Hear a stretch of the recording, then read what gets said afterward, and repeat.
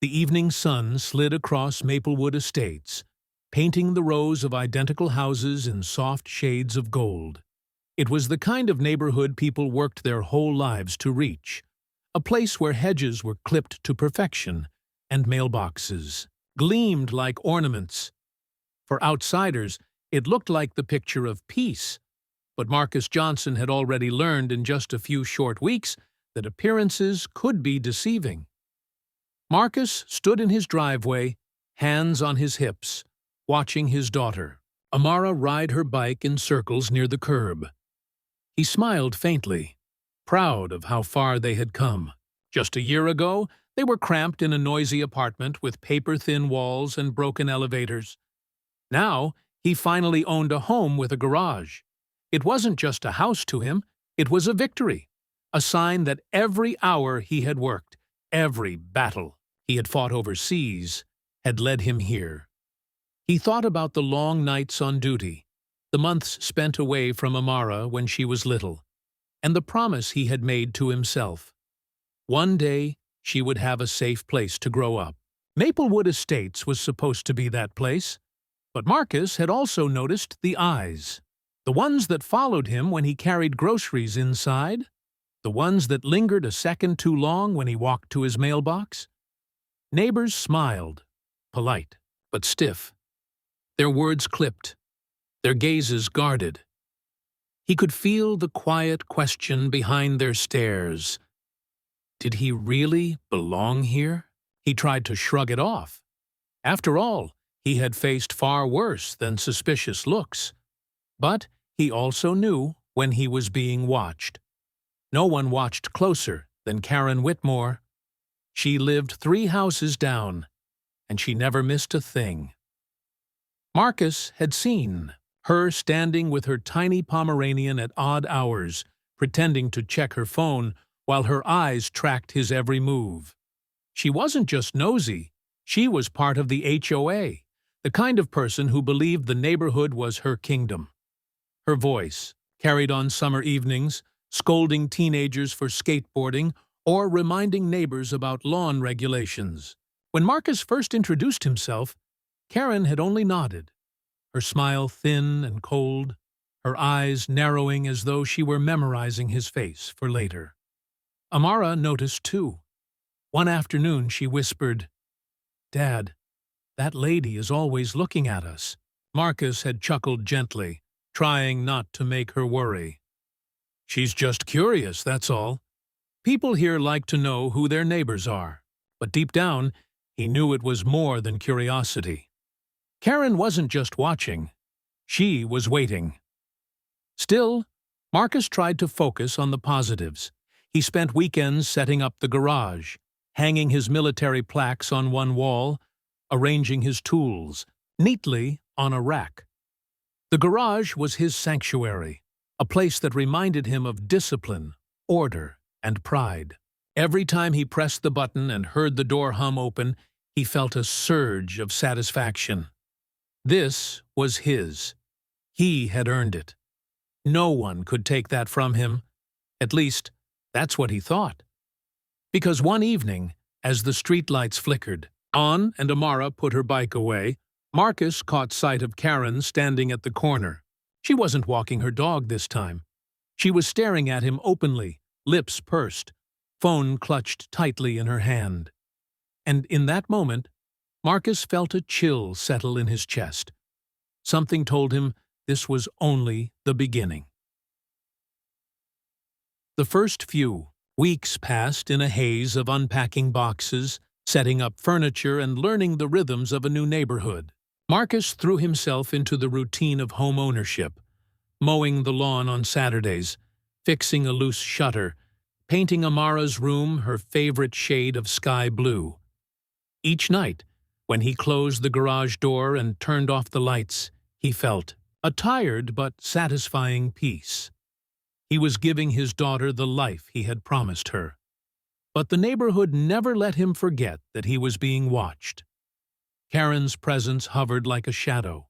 Sometimes he would look up from trimming the hedges to see her pausing in her evening walk, squinting as if she were cataloging the length of his grass. Other times, When he wheeled the trash bin to the curb, her voice would float over, sharp and chirpy. "You know the rules here, right? Bins can't be out before 7 a.m. on pickup day." Marcus would force a polite nod, even when he knew he was following the rules to the letter. The small comments never stopped. One morning she knocked on his door, claiming she had noticed his car parked slightly over the line of his driveway. Another time, she left a typed note taped to his mailbox, reminding him that porch lights must be uniform in style to match the neighborhood's aesthetic. Each word carried the same unspoken message. "You don't belong here? Not really." Marcus tried to brush it off. He told himself she was like that with everyone, a neighborhood busybody with too much time on her hands. But Amara wasn't so quick to ignore it. She came home from school one afternoon, dropping her backpack by the door, her brow furrowed. "Dad," she said quietly, "why does that lady always look at us like we did something wrong?" The question made Marcus pause. He crouched down to her level, resting his hands gently on her shoulders. "Some people don't understand us, baby girl," he said softly. "They see what they want to see, not what's real. But you know who we are. You know the truth." She nodded, but he could tell she still carried the unease in her heart. And so did he. Days turned into weeks, and the tension only thickened. Karen began walking her dog at times that strangely coincided with Marcus arriving home from work. The little Pomeranian would bark shrilly while she stood on the sidewalk, her eyes fixed on him as he pressed the garage remote. Once, Marcus waved, trying to be neighborly, but Karen only crossed her arms and turned away, her lips moving in words he couldn't hear. Other neighbors noticed too, though few said anything.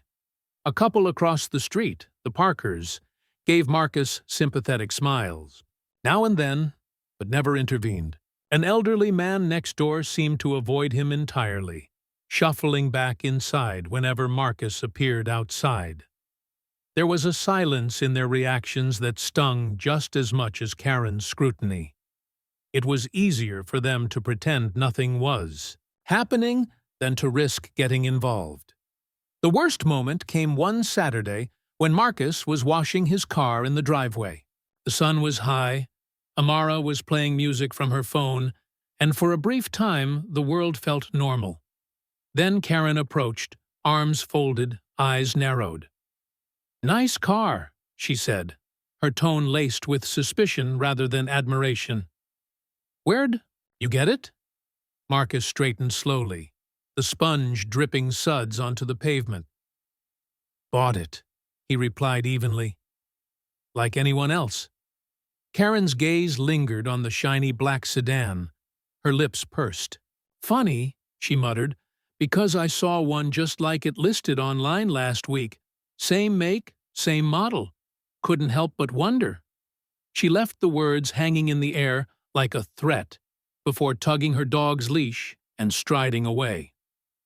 Marcus stood frozen, heart thudding in his chest, the hose spraying water across the driveway. Amara looked up from her music, frowning. "Dad, what did she mean?" He forced a smile for her sake.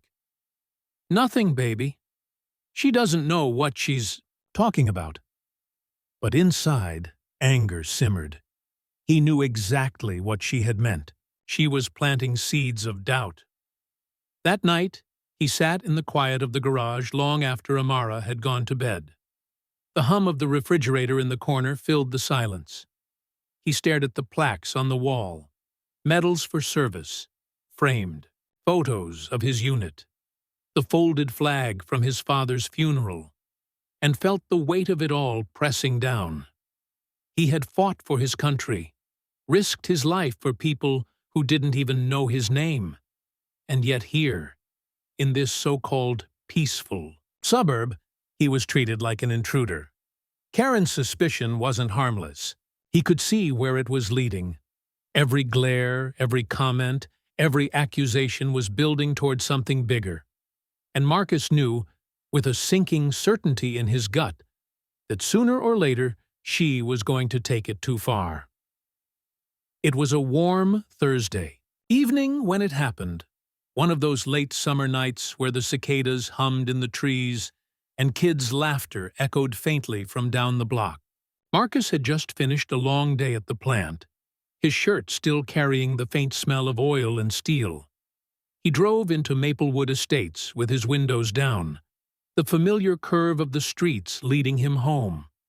His car, the black sedan, that Karen seemed obsessed with, gleamed faintly in the twilight. To Marcus, it wasn't just a car, it was his pride, bought outright after years of saving, a symbol of independence and stability. To Karen, it was a question mark, something she could not reconcile with her narrow vision of who belonged here.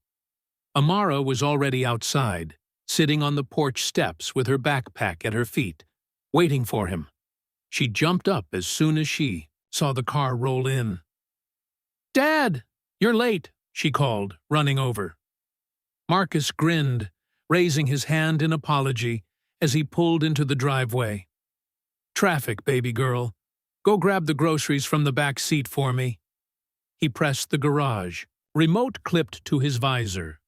The door began its slow, mechanical rise, groaning as the fluorescent light flickered on inside. Marcus stepped out of the car, stretching his tired shoulders. That's when he heard the sharp, deliberate footsteps. He didn't need to look to know who it was. Karen's voice cut through the evening like broken glass.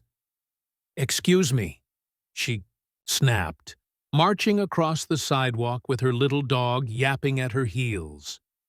Her phone was already in her hand, her eyes wide and filled with the self-righteous fire Marcus had come to dread. "What exactly do you think you're doing?" Marcus turned slowly, keeping his voice calm. "I'm unloading groceries, Karen. It's my house," she scoffed, tilting her chin. "Your house? Funny, because I don't recall the HOA approving. You for residency here. And that car?" She pointed a manicured finger at the sedan gleaming in the driveway. "That's the exact same one I saw listed for sale just a week ago. How convenient that you just happened to be driving it into this neighborhood." Amara froze beside her father, clutching the grocery bag tightly against her chest. "Dad?" she whispered nervously, but Marcus placed a steadying hand on her shoulder. "Karen," he said evenly, "I've told you before. This is my home. This is my car. I have the paperwork for both. You don't need to worry yourself." But Karen wasn't listening. Her voice rose louder, shriller, carrying across the street to anyone within earshot. "Don't you dare talk down to me. I know what I saw. You think you can just waltz in here, break into this house, and steal a car like nobody's going to notice? Not in my neighborhood." She jabbed her phone toward him like a weapon. "You show me proof, right? Now, or I'm calling the police." Marcus felt his jaw tighten. Proof? To her? He had fought for his country, bought this home with his hard-earned money, and now this woman demanded he prove his existence to her on his own driveway. He could feel his pulse hammering in his temples, but he forced his voice to stay calm, for Amara's sake. "You don't get to demand anything from me. I don't answer to you." Karen's lips curled into a triumphant sneer.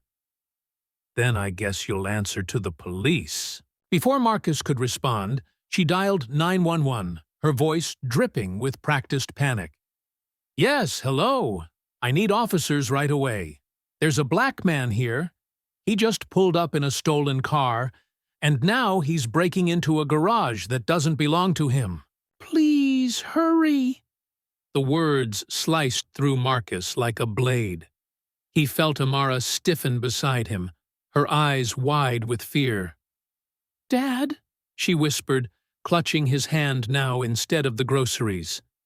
He squeezed it gently, trying to steady her, even as anger and dread surged through his chest. Neighbors began to emerge from their houses, curious about the commotion. The Parkers peeked from their porch, whispering nervously.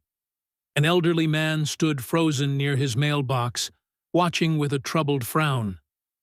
Marcus could feel every eye on him, judging, assuming, waiting. Karen kept her gaze locked on him, triumphant, as though she had finally caught him in the act. "The police are on their way," she declared loudly, so the entire street could hear. "We'll see how fast your story falls apart when they arrive." Marcus stood tall, refusing to shrink. He had nothing to hide, nothing to fear.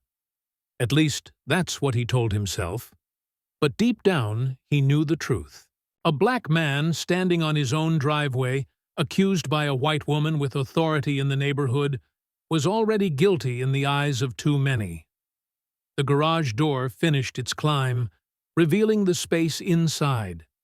Neatly organized shelves, a wall, lined with tools, his military plaques gleaming in the fluorescent light. To Marcus, it was a sanctuary. To Karen, it was still evidence of something she refused to believe, that he belonged. Sirens wailed faintly in the distance. Amara's grip tightened on his hand, her voice trembling. "Dad, they're really coming." Marcus drew in a slow breath, his chest heavy. "I know, baby," he murmured.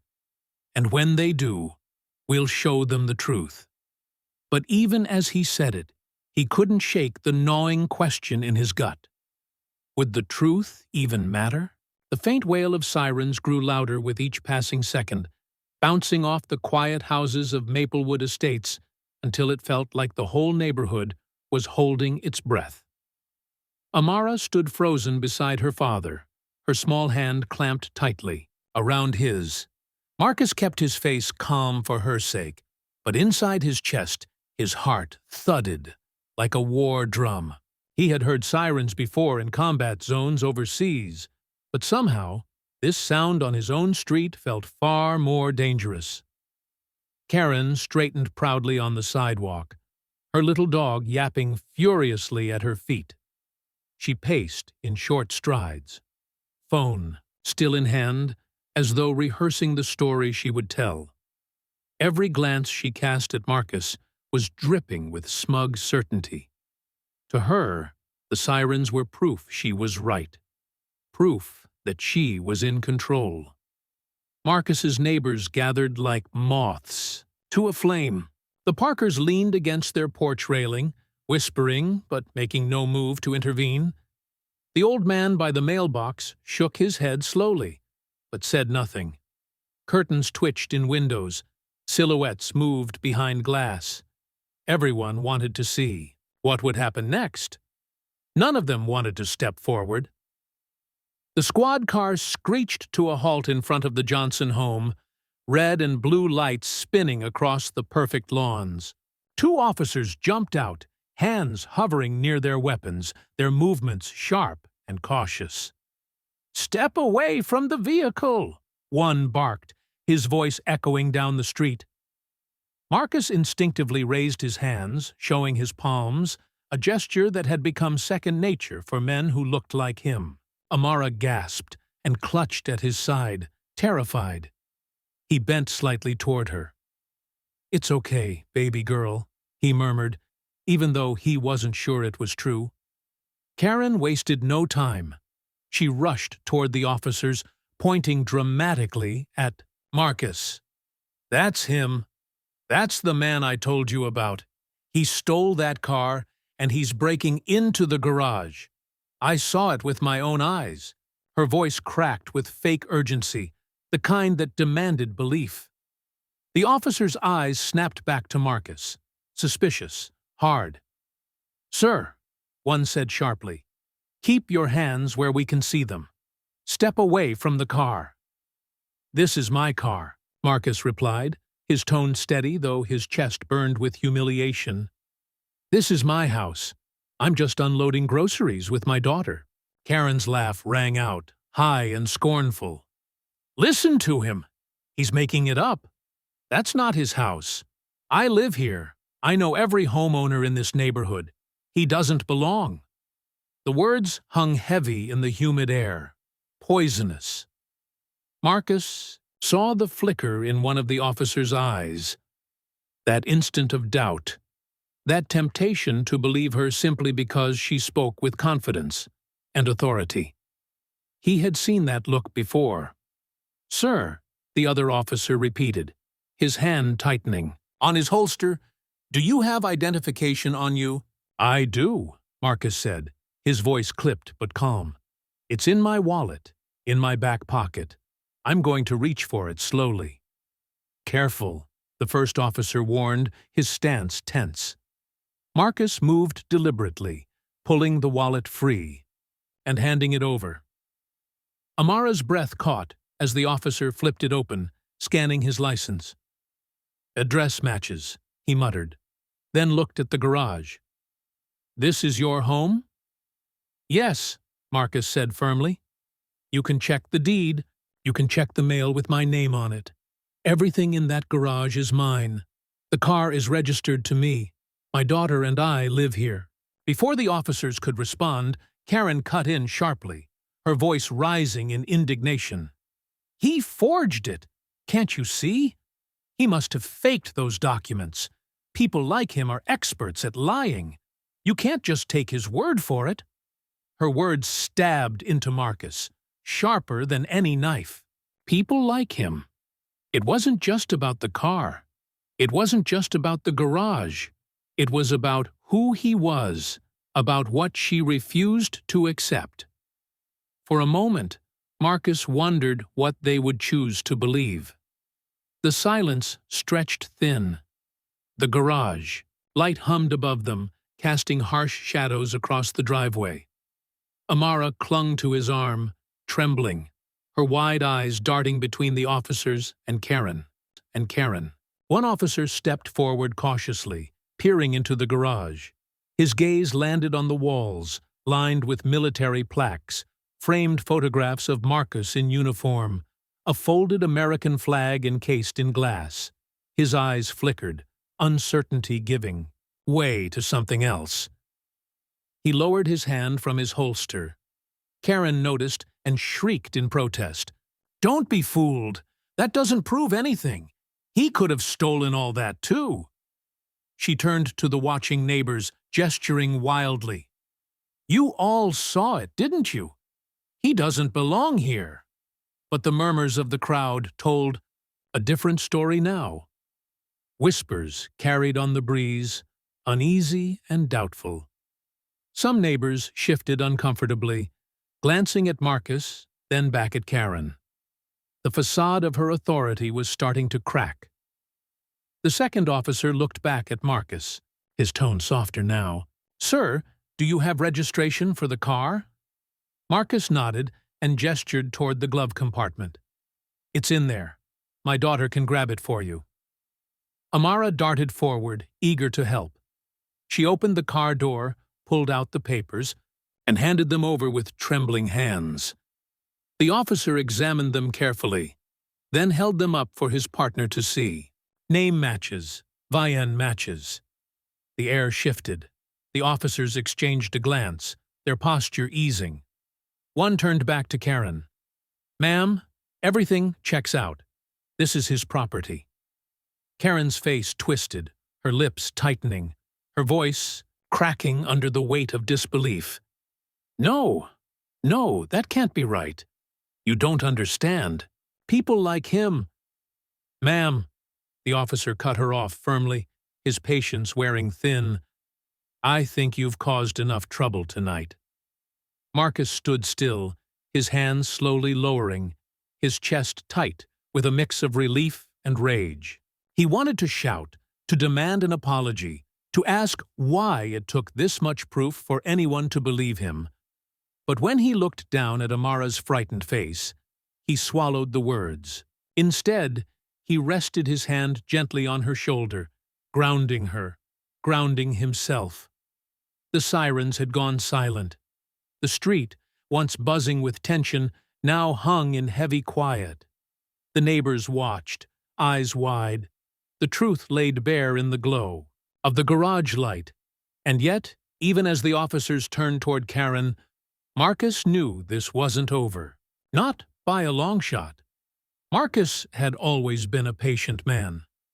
Years in the military had trained him to keep his emotions under control, to read a situation before reacting. But patience had its limits, and as the HOA president continued to imply that he was hiding something, Marcus felt the line begin to fray. He kept his voice calm, but inside, a storm was gathering. The small crowd that had gathered outside the garage was whispering among themselves. Some were clearly uncomfortable with how things were unfolding, yet no one stepped forward to stop it. Karen, emboldened by the attention, pressed on. "See, officer? He's avoiding the question. If he really owned that car, he'd show us the title. Why can't he just prove it?" Her voice was shrill, trembling with self-righteousness. She was no longer just accusing Marcus of theft. She was making it about her pride. The officer, clearly uneasy, tried to de-escalate. "Ma'am, this isn't how we handle ownership disputes. If you believe you've been defrauded, you'll need to file a proper report. But from what I'm seeing, this man has the car secured in his own locked garage. That's not consistent with theft." Karen's face turned red. She jabbed a finger toward Marcus. "Of course it is. Thieves hide stolen cars in garages all the time. You don't understand how slick people like him can be." The crowd stirred at her choice of words. People like him. Marcus caught the look in a neighbor's eyes, the quick shift that revealed discomfort. Some wanted to speak, but fear of confrontation kept them silent. Marcus inhaled slowly, then stepped closer to the officer. "Officer, may I?" Without waiting for Karen's response, he walked to a small fireproof box on a shelf by his workbench. He opened it, withdrew a folder, and handed it to the officer. Inside was the car's title, registration, and insurance papers. Every detail perfectly in order. Marcus's name printed clearly. The officer flipped through the documents, nodded, and looked back at Karen. "Everything checks out. The car is his." For a moment, silence fell over the cul-de-sac. Karen's mouth opened and closed like a fish, but no words came out. The humiliation of being proven wrong in front of her neighbors burned in her eyes. Marcus, however, did not gloat. He looked directly at Karen and said in a steady voice, "I shouldn't have to prove my humanity or my honesty to live here. I served this country for 20 years. I've bled for it. And yet, the first thing I get in this neighborhood is a false accusation in front of strangers. You don't know me, but you decided I was guilty because of what I look like." His words carried, heavy and unshakable. The neighbors listened, some shifting uncomfortably, others nodding quietly. Karen, still trembling with indignation, tried to recover. You don't understand? I was only protecting the community. Anyone would have done the same." But no one stepped up to defend her. The silence from the neighbors spoke volumes. Even those who had once whispered behind Marcus's back were now seeing Karen for what she was. A woman whose fear and prejudice had blinded her. The officer cleared his throat. "I think we're done here. Ma'am, I'd advise you to think carefully before making these kinds of calls again. Wasting emergency resources for personal disputes is not acceptable." Karen's face twisted as though she had swallowed something bitter. She turned sharply and stormed off toward her house, muttering about injustice and ungrateful people. The neighbors began to disperse, but the air still felt heavy with what had just happened. A few offered Marcus tentative nods. Some murmured quiet apologies. One elderly man finally walked over, his voice soft. "Son, I'm sorry you had to go through that. You don't deserve it. Marcus gave him a small, grateful smile. But as he closed his garage door and returned inside with his dog padding at his side, he knew this wasn't the end. Karen wasn't the type to let go, and deep down he could feel it. She would come back, and next time, she might not come alone. The neighborhood boardroom was uncomfortably quiet. The members of the HOA sat stiffly in their seats, exchanging awkward glances as if each was hoping the other would speak first. At the center of the table sat Marjorie, her arms crossed tightly against her chest, her lips drawn into a thin, unyielding line. Across from her, Darius sat with calm determination, his posture straight, his gaze steady. A police officer, invited to attend as a neutral witness, leaned against the back wall, his expression unreadable. This meeting had been scheduled after the incident grew too large to ignore. Residents had complained, the police report had circulated, and videos of Karen's outburst had surfaced on social media. The HOA could no longer pretend it hadn't happened. They needed answers, accountability, and, whether Marjorie liked it or not, a reckoning. Darius began with measured words. He didn't raise his voice, didn't accuse. He simply told the truth. He explained that he had lived in the neighborhood for over 6 years, that he had paid his dues on time, maintained his home with pride, and contributed to the community whenever asked. He reminded them that he was a father raising his children in a neighborhood that promised safety, not suspicion. Then he described, step by step, what had happened that afternoon when Marjorie had called 911 on him in his own driveway. Every detail carried weight. The confusion on his son's face as the police pulled up, the fear that gripped him when officers approached, the humiliation of being accused of stealing a car that had his name on the title. His voice faltered only once. When he mentioned the look in his daughter's eyes, the moment she realized even home wasn't safe from prejudice. The board members shifted uneasily. Some avoided his eyes, others nodded slowly, as though recognizing, for the first time, how devastating the incident had been. The officer in the corner, confirmed the facts, stating firmly that the vehicle had been registered to Darius all along. "We had no reason to question his ownership," the officer said. The complaint was unfounded. Marjorie bristled at this. Her chair squeaked as she leaned forward. "I was only trying to protect the neighborhood," she snapped. "Anyone could have been stealing that car. We've had break-ins before. How was I supposed to know?" Darius turned his head toward her. His voice remained steady, but there was steel underneath it. "You were supposed to know because I live here. Because you've seen me mow that lawn, paint that fence, wave at neighbors walking their dogs. You were supposed to know because I'm not a stranger. I'm your neighbor.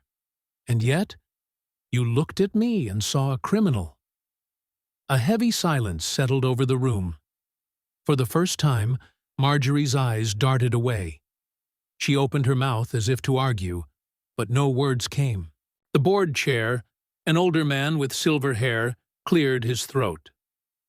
"Marjorie," he said slowly, "it seems that what you did was not based on evidence, but on assumption, on bias." Marjorie's face flushed. She muttered something about just being cautious. But the words fell flat. The truth had been spoken, and everyone heard it.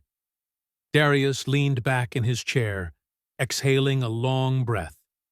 He hadn't come to seek revenge, only to make sure this never happened again.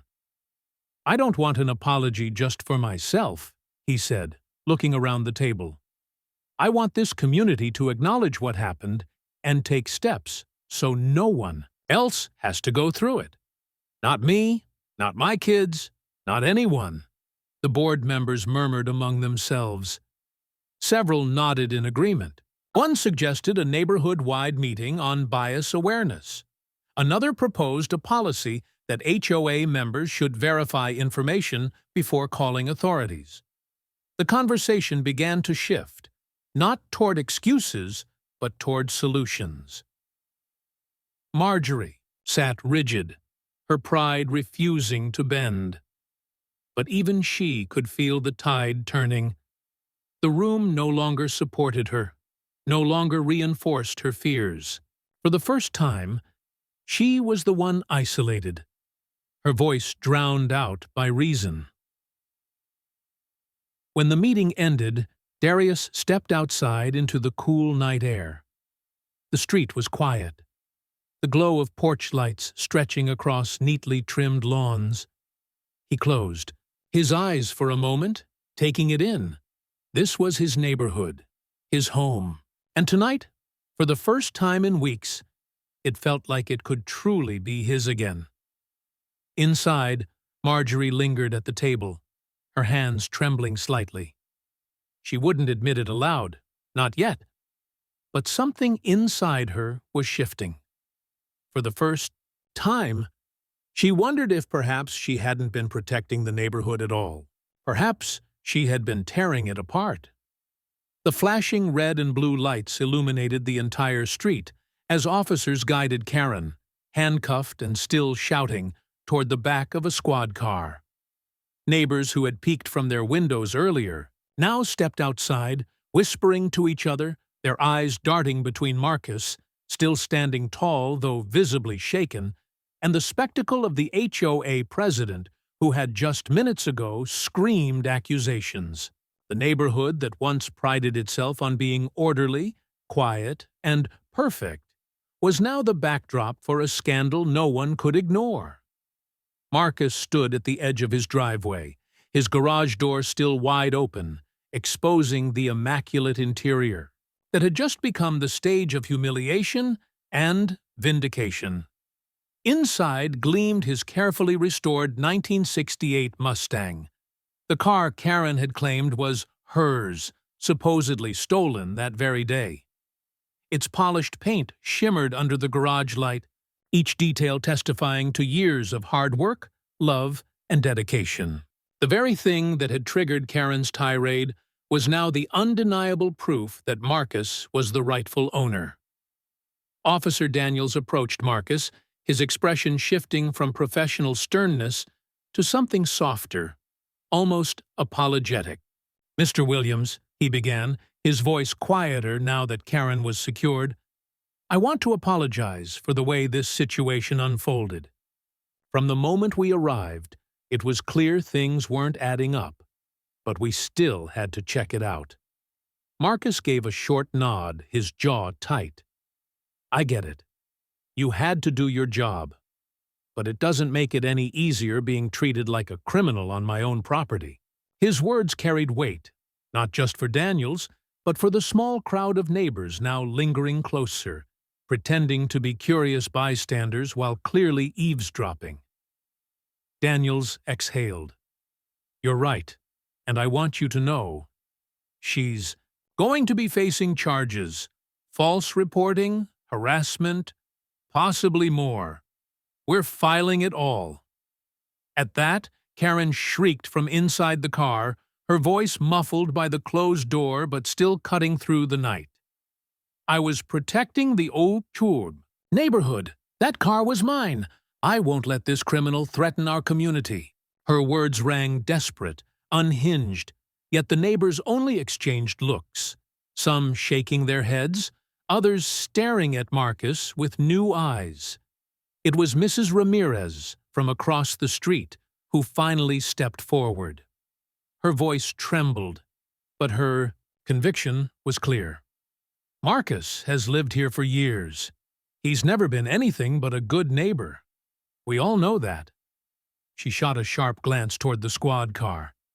It's about time someone held her accountable. One by one, murmurs of agreement rose among the crowd. A man with his arms crossed muttered, "Always knew she'd push it too far." Another, a younger woman holding her toddler, whispered, "She's been harassing people for months." Finally, for the first time in a long while, Marcus felt something shift, not just in the way his neighbors looked at Karen, but in the way they looked at him. The suspicion, the side eyes, the subtle distance that had always followed him seemed to falter in the face of truth. Tonight, the mask had been ripped away. Daniels placed a hand on Marcus's shoulder, steady and firm. "We'll be in touch about the charges and the official statements. But for now, try to get some rest. You've been through enough tonight." As the police cars pulled away, Karen's shrill protests fading into the distance, the neighborhood fell into a strange silence. The crowd lingered, unsure whether to approach Marcus or retreat into the comfort of their homes. Finally, Marcus turned back toward his garage, pressing the button to lower the door. As the heavy panel descended, it felt like he was closing more than just the physical barrier. He was shutting away the chaos, the accusations, the humiliation. Yet, when the door clicked shut, Marcus didn't feel defeated. Instead, there was a quiet strength within him. Karen had tried to strip away his dignity, his sense of belonging, his very right to exist in peace. But the truth had spoken louder than her lies. Inside his home, Marcus sat down at his kitchen table, the adrenaline slowly ebbing, leaving exhaustion in its wake. His phone buzzed with messages, friends checking in, neighbors sending short apologies or words of support. He read them silently, each one chipping away at the isolation he had long felt. Perhaps things wouldn't change overnight. Prejudice didn't vanish because of one incident. But tonight had been a turning point. Karen's power, once unchallenged, had crumbled in front of flashing lights and undeniable evidence. And Marcus, though weary, knew he had stood his ground with dignity. He hadn't just defended his car, his garage, or his reputation. He had defended his right to belong, his right to be seen, and his right to live without fear in the neighborhood he called home. When he finally stood to turn off the lights, Marcus glanced once more out the window toward the street. The quiet cul-de-sac, bathed in the soft glow of lampposts, looked different now. It no longer felt like a place where he was merely tolerated. Tonight, it had become the stage where truth shattered prejudice, and where one man's strength exposed the cracks in the walls others had built. And for Marcus, that truth was more powerful than any accusation Karen could ever scream. If this story touched your heart, don't just scroll away. Stories like this remind us that truth always shines through, and that loyalty, justice, and compassion will always outlast ignorance. If you believe in standing up for what's right, hit that like button right now. It tells us you want more powerful stories like this one. And if you love emotional animal fiction, canine hero tales, and real-life inspired narratives about justice and redemption, then make sure you subscribe and turn on the notification bell so you never miss our next story. Finally, share this video with someone who needs a reminder that appearances can deceive, but truth always speaks louder. Like, share, subscribe. Together, we keep these stories alive.